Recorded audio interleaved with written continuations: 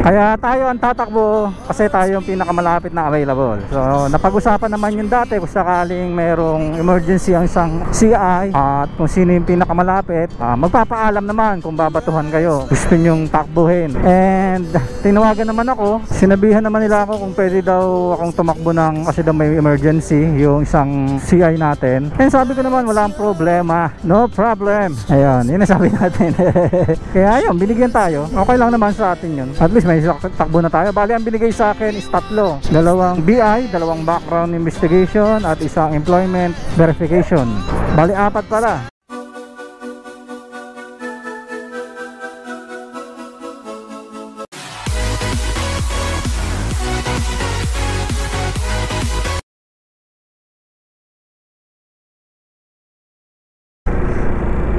Good morning mga kabiwan mo ha. Welcome to our vlog. For today's vlog is magsisiyay ulit tayo. Bali ngayon Bacoor naman ang 4 CI natin, Bacoor Imus. Kung nung mga nakaraan ang CI natin is Pass Out, Indang, mga Tansa, 13. Ngayon naman sabihin natin na Pa-North. Actually hindi sa akin to na endorsement, bali dun to sa kasamahan ko. Ang nangyari kasi is nasiraan ng motor yung isa CI na naka-assign doon. Sabihin na natin na may hawak nung endorsement. Kaya ang nangyari, ako yung pinakamalapit na available, sa akin binigay. So which is okay lang naman sa akin dahil Cavite lang naman din yan. Mas maganda kasi magkakaroon tayo ng takbo. Automatic, mayroon na tayong minimum 600 plus gas, di ba? Kaya tayo ang tatakbo kasi tayo yung pinakamalapit na available. So napag-usapan naman yung dati kung sakaling merong emergency ang isang CI at kung sino yung pinakamalapit, magpapaalam naman kung babatuhan kayo, gusto nyong takbuhin. And tinawagan naman ako, sinabihan naman nila ako kung pwede daw akong tumakbo ng kasi daw may emergency yung isang CI natin. And sabi ko naman walang problema, no problem. Ayun, yun ang sabi natin. Kaya ayun, binigyan tayo. Okay lang naman sa atin yun. At least may takbo na tayo. Bali ang binigay sa akin is tatlo. Dalawang BI, dalawang background investigation at isang employment verification. Bali apat pala. Tapos isa pang tatlong background pala. So maghapon na natin to. Isa ngayon sa location natin, babiyahe tayo ng 36 minutes at abot nito ng 13 kilometers. Sa Bacoor tayo pupunta sa may Panapaan 7 Silver Homes. Doon tayo mag-BBI.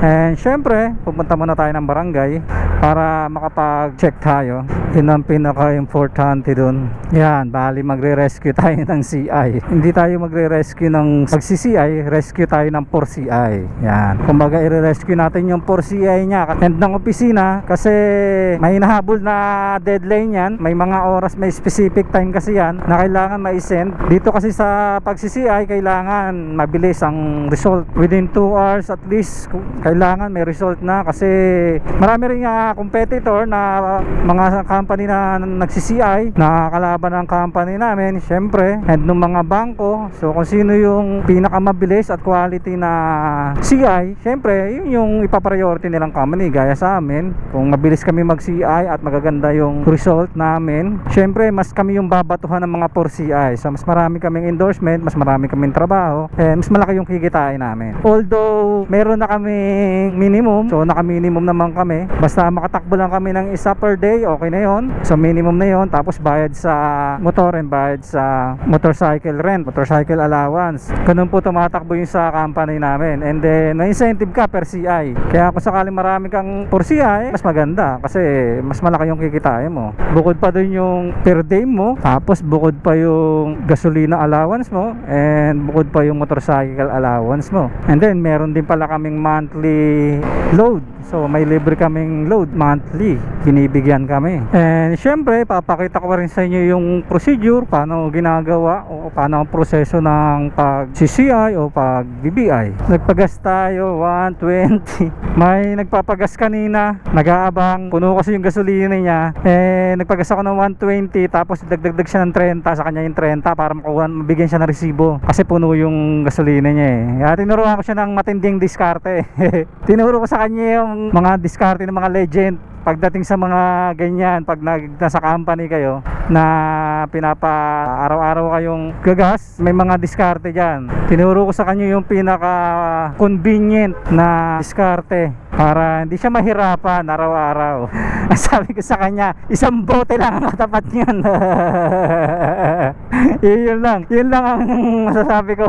Gawain natin noon yan nung tayo nasa, sayang mga kabiwan mo to, hindi ko na-videoan eh. Kung nakakita niyo yung usapan namin, bali babae kasi siya, so siguro hindi pa kabisado ni ma'am yung diskarte. Although pagka bago ka lang sa mga ganyan, di mo pa rin naman malalaman yan. At least may natutunan siya sa akin, di ba? May natutunan siya sa akin. Kaya mga kabiwan mo to, malapit na tayo, 1.1 kilometers. Pantindi nun sa kanan umu-overtake dito tayo, Justin. Dito wala si Justinville papasok eh. Ang pang barangay dito. Basa ng Silver Homes dito, Silver Homes 3. Tama kayo to. Sige, salamat. Bali gagawin natin mga kabiwan mo to. Puntahan muna natin yung subject, and then tsaka tayo dati kong niikutan to nung collector pa ako. Bali ang barangay kasi nito nandoon pa eh. So di unahin muna natin to, Gemini Street. Mali, balik tayo. Basa po dito Silver Homes 3. Silver Homes 3. 3. Walang 3, 2. 2 lang ba yun? Ba't nakalagay? Gemini. Kaliwa ka dyan, direct yung Gemini. Okay, salamat sir. Laban 3 pala. 3. Wala palang 3. Ito lang. Yan, hanapin natin. Ito lang, struggle.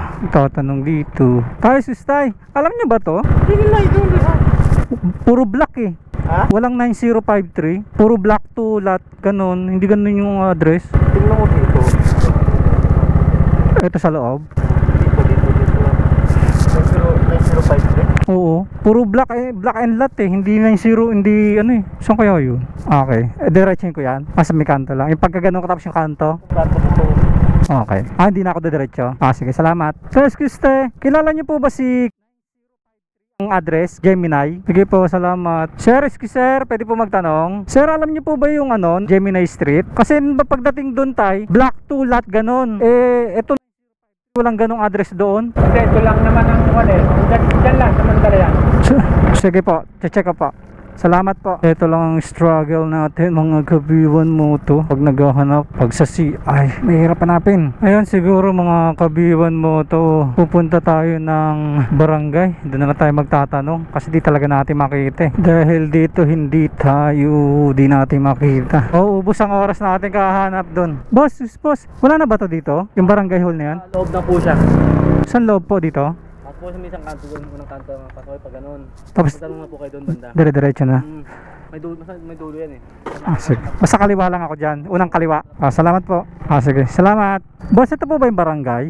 Panapaan 7 po. Ayun mga kabiwan mo to. Nagpunta na ako sa Barangay Rialdos kasi sila daw may sakop ng Silver Home, so hindi nila makita. Wala silang record at hindi nila alam yung address na sinasabi no CCI natin. Kaya bali dalawang barangay pinuntahan natin, Panapaan 7 tsaka Rialdos. So parehas nila hindi maibigay yung address or kung sino man yon na given address nila, so hindi natin makita. So walang hindi existing yung ganong address doon. Kaya ngayon gagawin natin is doon tayo pupunta sa may trabaho nung subject. Doon tayo magko-confirm. Maxicare Health Service. Mukhang duda ako rito Ayun, pero puntahan pa rin natin. Gawin natin ng benefit of the doubt yung customer. Pero parang nagdududa na ako. Hindi existing yung address. Tignan natin kung ano magiging result ng investigasyon natin. Ito naman yung trabaho natin, mag-imbestiga. Bali naman kasama naman talaga sa trabaho natin to yung paghahanap, yung mag-skip trace tayo. Medyo natagalan lang tayo sa paghahanap kasi nga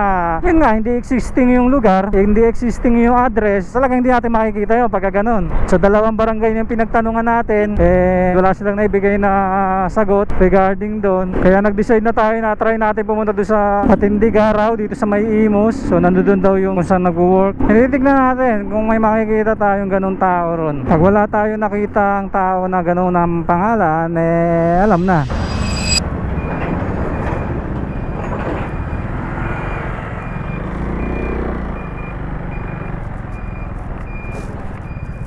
Yon mga kabiwan mo to, tapos na tayo dito. So verification, Nag-confirm lang tayo dito, so hindi na nila dinisclose kung ano man yung ano, basta sinasabi nila na taga doon daw nagtatrabaho yung subject. So na-confirm natin, background, confirm, not verified. So, babalik tayo ng Area C kasi meron tayong 4BI ng Victoria. Auto loan din siya.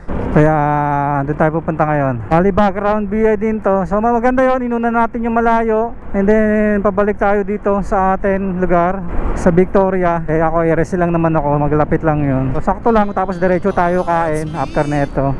Kasi sa totoo lang mga kabiwan mo to, duration nila dun sa bawat CI is 2 hours lang. Pero hindi siya kakayanin kasi nabiyahe pa tayo eh. Medyo malalayo yung mga distansya ng 4CI natin, kaya medyo mahihirapan tayo nakunin yung 2 hours per client. Gaya kanina, ang tagal natin hinahanap yung isa, hinahanap lang natin, inabot na tayo ng 2 hours and hindi existing yung address nila. We wanna chase the